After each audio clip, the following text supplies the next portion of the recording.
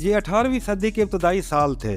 फ्रांसीसी साइंसदानों का एक ग्रुप ज़मीन की दुरुस्त पैमाइश और उसकी साख्त की जांच के लिए जनूबी अमेरिका की एक तवील मुहिम पर रवाना हुआ। इस ग्रुप की क़ियादत फ्रांस के मशहूर जोग्राफियादान चार्ल्स मरी डी ला कोंडा माइन कर रहे थे। दीगर साइंसदानों के अलावा इस ग्रुप में एक नौजवान कार्टोग्राफर जीन गोडीन भी शामिल था। ग्रुप ने पेरुवियन इंडीज़ के इलाके में न सिर्फ 16,000 फीट ऊंचे पहाड़ों की पैमाइश की, बल्कि जंगल में मौजूद जैगुआर्स, पुमाज और दीगर मोहलक कीड़ों मकोड़ों और चमगादड़ों का भी मुकाबला किया और बरे-आज़म अमेरिका के राजों को आश्कार किया। मुहिम के दौरान ही जीन गोडीन को एक 13 साल खूबसूरत लड़की इजाबेल ग्रेम सन से मोहब्बत हो गई और दोनों ने शादी कर ली।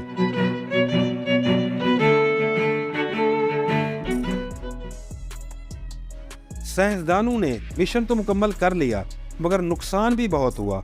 एक साइंसदान को कत्ल कर दिया गया, दूसरा बुखार की वजह से हलाक हो गया और तीसरा हार्ट अटैक से अपनी जान गंवा बैठा।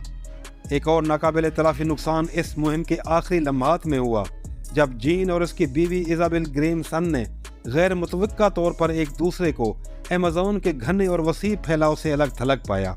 जीन फ्रांसीसी गियाना में फंस गया, जहाँ से निकलने का कोई रास्ता ना था, और इजाबेल रियोबाम्बा में अपने महबूब शोहर की मुंतज़िर ही रही। ये जुदाई एक मुख्तसर अरसा के लिए ना थी, बल्कि ये पूरा 20 साल का अरसा था जिन्हें सियासी हालात ने एक दूसरे से अलग थलग रखा। फिर एक दिन जबकि इजाबेल के बच्चों को चीचक की वजह से हलाक हुए ज़्यादा अरसा नहीं गुजरा था, उसे इतला मिली कि एक जहाज़ उसे अपने शोहर से मिलाने अमेज़न जाने के लिए तैयार खड़ा है। इस खातून की खुशी की इंतहा न रही। उसने अपने भाइयों और मकामी अफराद पर मुश्तमिल 42 अफराद की एक टीम बनाई जो अमेज़न जाने के लिए तैयार हो गई। 1769 में यह टीम अपने गैर मामूली सफ़र पर रवाना हो गई।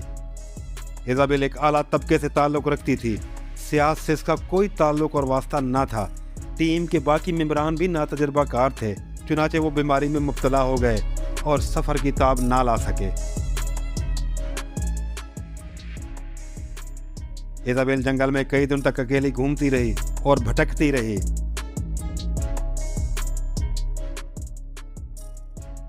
तीन 3000 मील दूर उसका असली मकाम था, जहां उसने जाना था।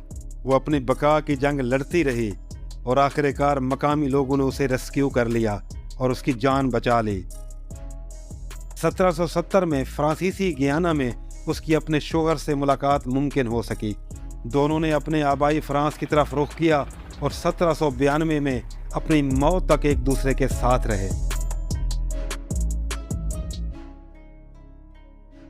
इजाबेल की इस हैरत अंगेज कहानी ने बड़े पैमाने पर पजीराई हासिल की। अमेज़न के घने जंगल में तन्ने तन्हा इसका सफ़र एक रोमांवी फिल्म की तरह था। ये महज एक लव स्टोरी या बका की जंग ना थी, बल्कि इजाबेल का ये सफ़र एक औरत की अकीदत, हिम्मत व बर्दाश्त और ताकत का मुंह बोलता सबूत था, जिसने अमेज़न की तारीख को रोशन कर डाला।